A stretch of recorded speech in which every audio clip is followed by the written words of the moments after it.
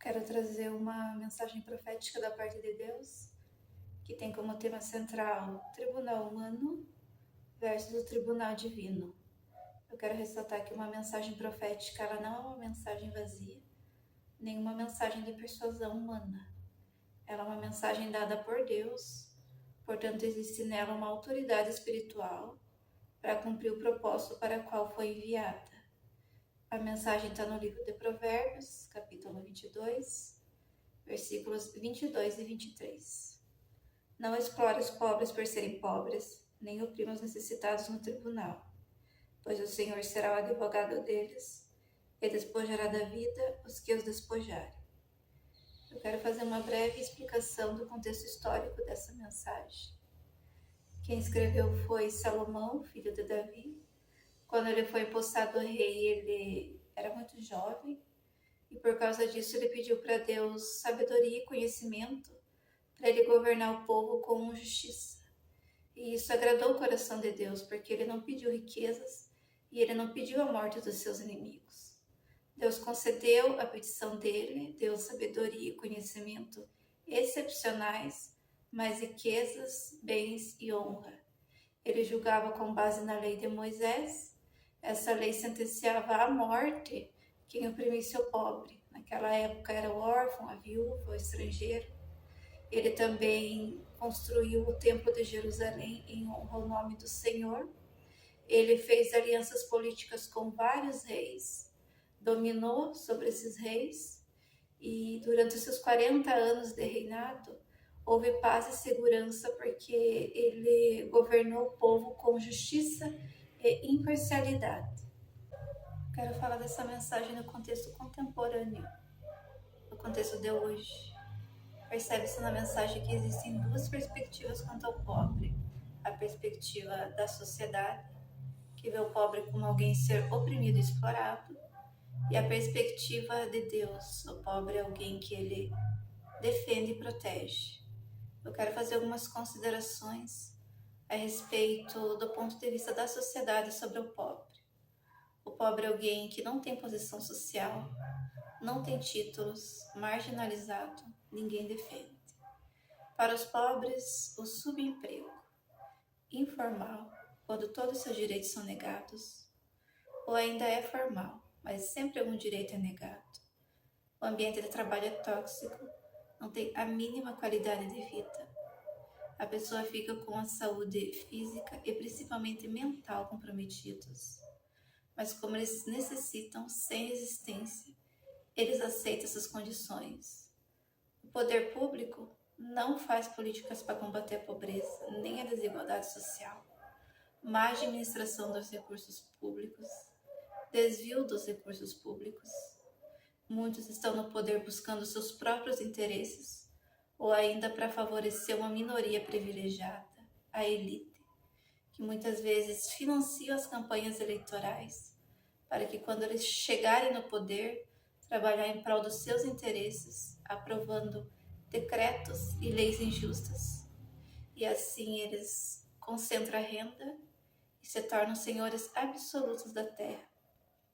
Dessa forma, os direitos humanos previstos na Constituição Federal não são cumpridos. A segunda parte, Deus me revelou os bastidores de um sistema corrupto. Um tribunal humano, ou um tribunal oculto, ou um tribunal parcial. E eu fiquei me perguntando se a ditadura foi algo que aconteceu em passado distante. Não, de uma forma velada, ela ainda está aqui. Nesse tribunal, magistrados, advogados, autoridades políticas, autoridades policiais, instituições públicas, instituições privadas e a população trabalham de forma coordenada com o objetivo de bloquear, usurpar e roubar o que é do pobre inocente. Como esse tribunal consegue atingir o objetivo? Fabricando provas. Eu vou falar de duas principais. Provas documentais, notas fiscais, contratos, registros médicos, e-mails, imagens, vídeos, mensagem de textos, etc. E a prova testemunhal é quando a pessoa relata os fatos como aconteceram. Para conseguir tudo isso envolve suborno, privilégios, favorecimentos. E eles criam essas provas e, como num tabuleiro, eles jogam e eles começam a mover as peças.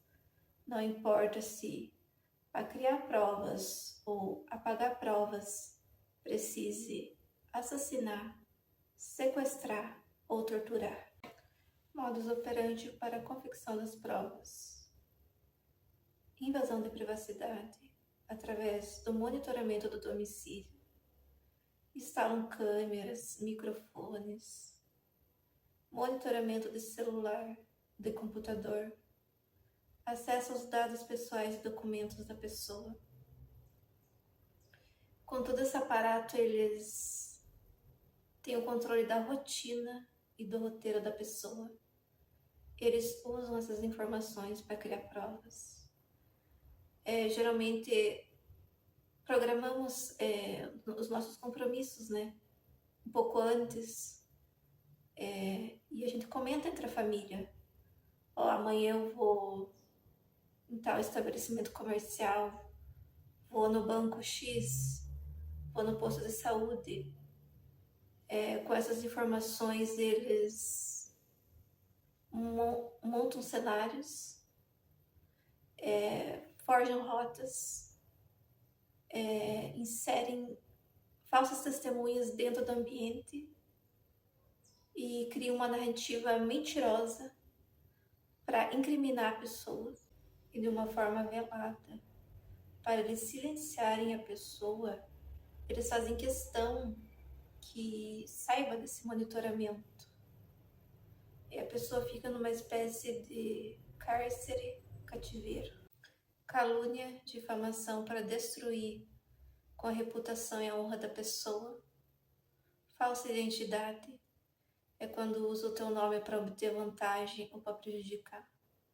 Falsidade ideológica, usa os dados pessoais para abrir contas bancárias, para fazer compras e outras fraudes. Envenenamento do alimento, envolve a pessoa com o uso de drogas ou com o tráfico. Agora, a seção do transtorno mental. Eles induzem a pessoa a um transtorno mental para silenciá-la. Porque dá para alegar que uma pessoa com transtorno mental perdeu o contato com a realidade, ela não tem consciência do que fala. Eles colocam a pessoa dentro de um hospital psiquiátrico, criam mais provas e a pessoa sai de lá com um estado mental pior do que o início. Eles usam uma pessoa com transtorno mental como marionete para se esconder atrás delas. Eles mandam essa pessoa com transtorno mental torturar física e psicológica o alvo deles, porque eles podem alegar que uma pessoa com transtorno mental não tem consciência do crime e assim ela não pode ser punida criminalmente. Outra vantagem que eles têm com o transtorno mental: uma pessoa com transtorno mental, ela não tem capacidade de responder por si mesma. Ela não pode tomar decisão. Ela precisa de representantes para responder por ela, para cuidar dos seus bens.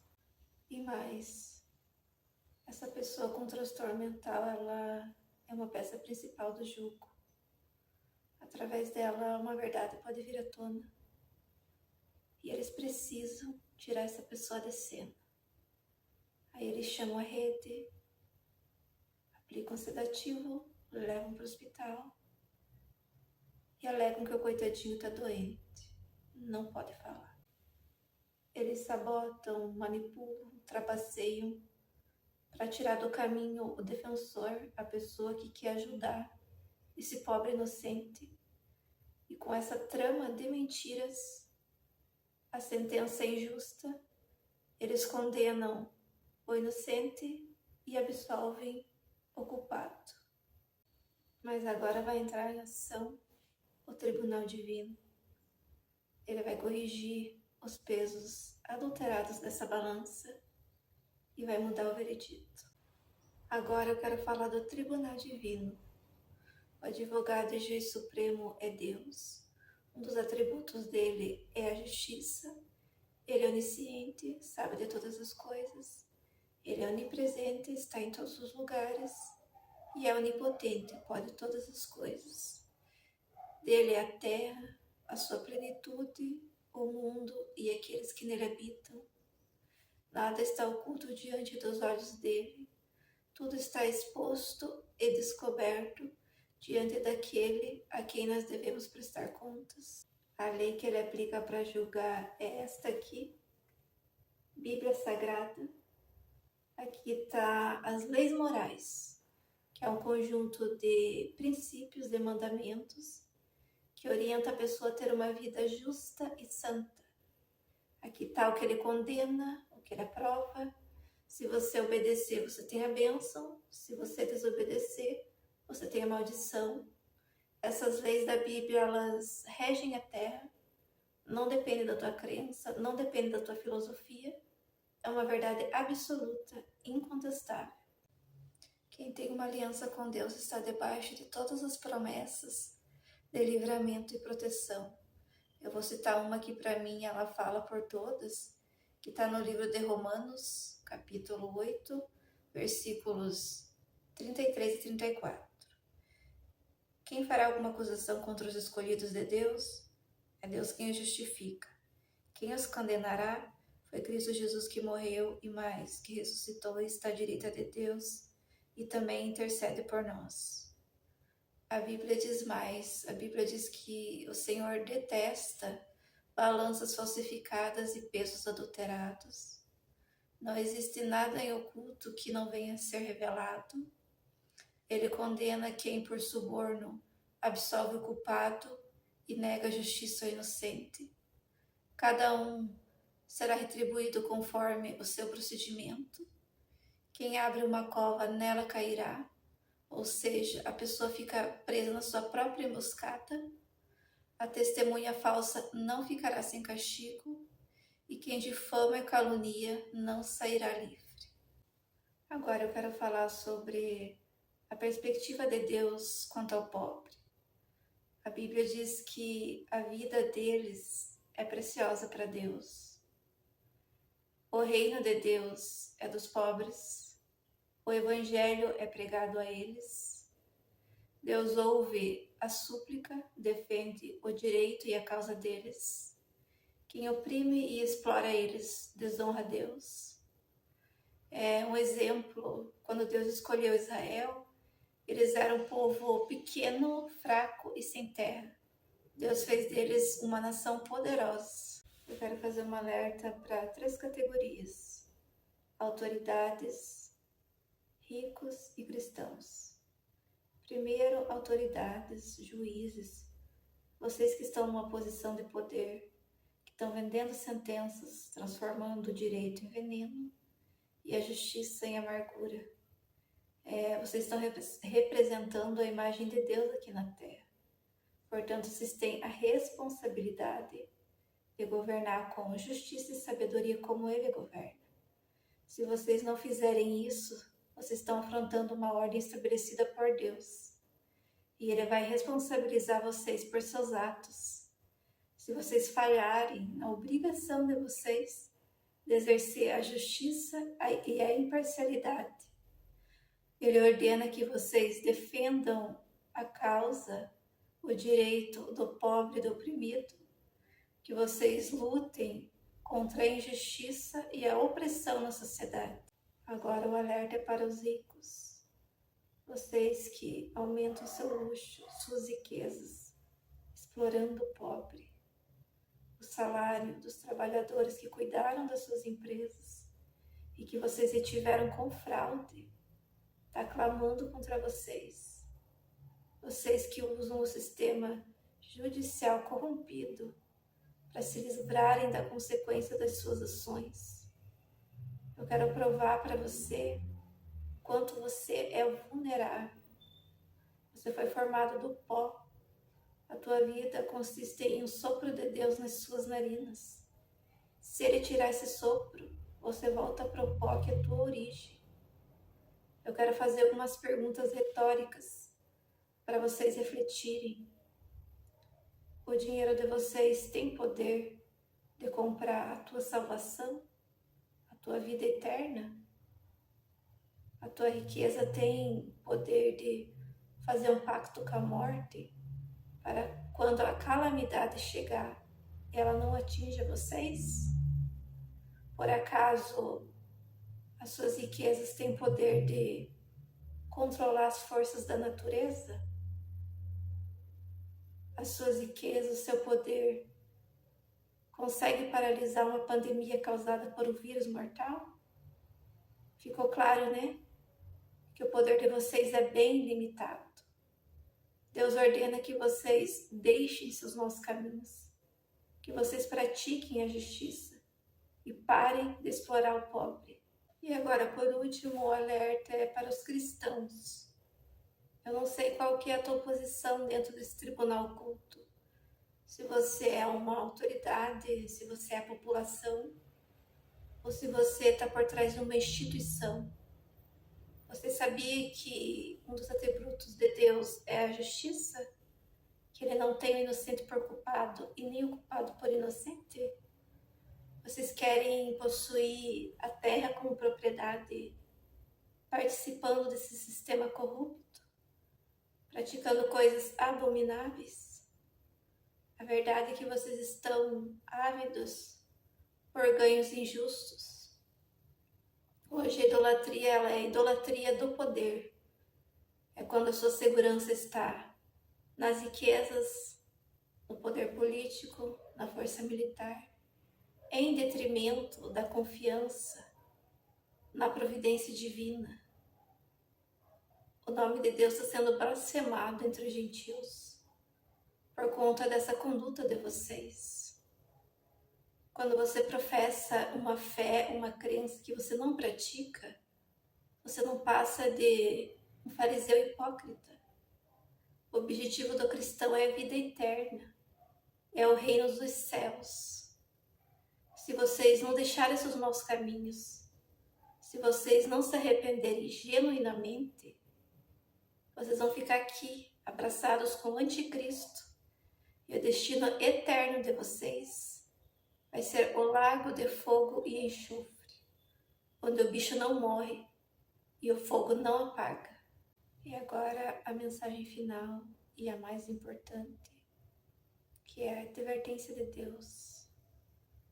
Eu vou dividir esse tribunal humano entre ímpios, alguém que não tem uma aliança com Deus, e justos, aquele que tem uma aliança com Deus. Primeiro, os ímpios. Deus manda falar para você que Ele não tem prazer na tua morte, na tua destruição. Antes Ele quer que você se desvie dos seus maus caminhos, que você pratique aquilo que é justo e certo, que você devolva aquilo que você apanhou como um penhor de um empréstimo, que você devolva o que você roubou. Se você fizer isso, Ele revoga a sentença de morte e você vai viver. Mas se você não se desviar dos seus maus caminhos, você vai morrer pelo mal que fez. Justo. Se você desobedecer, se você pecar, a sua retidão, todas as suas ações justas, nada disso será lembrado. Você morrerá pelo mal que fez. Então, se arrependa, deixe o pecado e você viverá. Agora todos vocês têm a escolha na mão, a vida ou a morte. Quanto a mim, eu transmiti a advertência. Se vocês não derem atenção a essa advertência e a espada vier tirar sua vida, eu não vou ser responsável por sua morte. Arrependam-se e vivam. Façam o bem, busquem a justiça, acabem com a opressão, lutem pelos direitos do pobre.